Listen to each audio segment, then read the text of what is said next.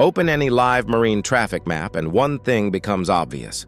The oceans are packed with ships. Thousands of giant cargo vessels are moving across every major trade route.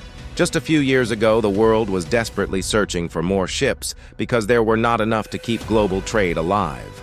Today, the exact opposite is happening.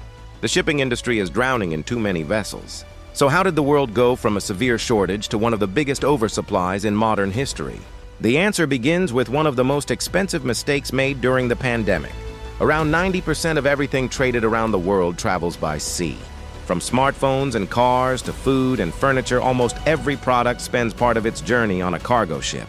Shipping companies have always followed one simple rule. Bigger ships mean lower costs. A vessel carrying 24,000 containers does not need 4 times the crew of a smaller ship. Operating costs rise much slower than the amount of cargo it carries. That is why the industry spent decades building larger and larger ships to move goods more efficiently across the world. This system worked because global trade relied on just-in-time supply chains.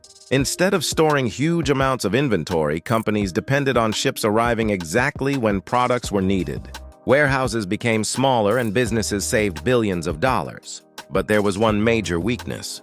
The system only worked if everything stayed perfectly on schedule. A single disruption could create problems across the entire global economy.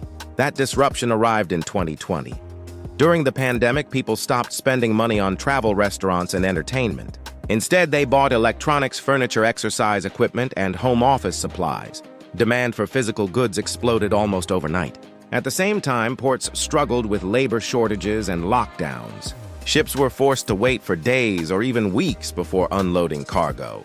Containers became trapped in the wrong places, and global trade slowed to a crawl. As delays grew, companies began to panic. Retailers ordered far more products than they actually needed because they feared running out of stock. Manufacturers increased production even further. Shipping companies looked at the rising orders and believed global demand would continue growing for years. Freight prices exploded. A shipping container that once cost around $1,500 suddenly cost more than $10,000. Shipping companies made record-breaking profits unlike anything the industry had ever seen. With billions of dollars flowing in, the biggest carriers made a decision that would shape the next decade.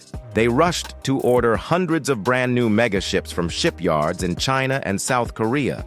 But building one of these giants is not quick. It usually takes 2 to 3 years before a ship is ready to enter service. By the time these orders were completed, the world had already changed. As the pandemic faded, consumer spending returned to normal. Ports cleared their backlogs and supply chains recovered. Demand for shipping slowed down just as millions of new container slots began entering the market. Between 2024 and 2027, the global fleet received one of the largest increases in capacity ever recorded. Suddenly, there were far more ships than the world actually needed. Normally, such a huge oversupply would send shipping prices crashing, and that almost happened. But one unexpected event temporarily saved the industry. Attacks in the Red Sea forced many shipping companies to avoid the Suez Canal and sail around the southern tip of Africa instead. Every trip became much longer. Ships spent extra days at sea instead of completing new voyages. Those delays quietly absorbed a large portion of the excess capacity and prevented freight rates from collapsing even further. Shipping companies also introduced another strategy. They simply canceled scheduled sailings to reduce the number of available ships. By limiting supply, they slowed the fall in freight prices. At the same time, many older ships that normally would have been scrapped remained in service. After experiencing the chaos of the pandemic, carriers wanted every possible backup vessel available in case another global crisis appeared.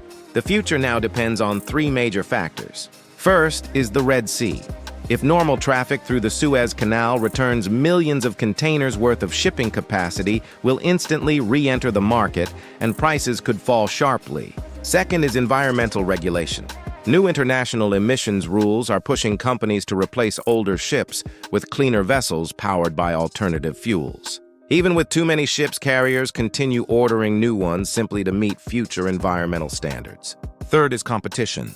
The largest shipping companies still have enormous cash reserves from the pandemic boom.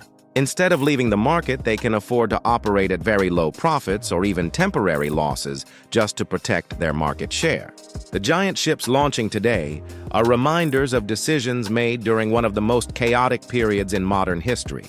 For consumers, lower shipping costs can mean cheaper products and stronger supply chains. But for shipping companies, the years ahead will be a fight for survival. The world built a fleet for a level of demand that no longer exists. And now the industry must find a way to keep thousands of massive ships moving across oceans that simply have more capacity than global trade can use.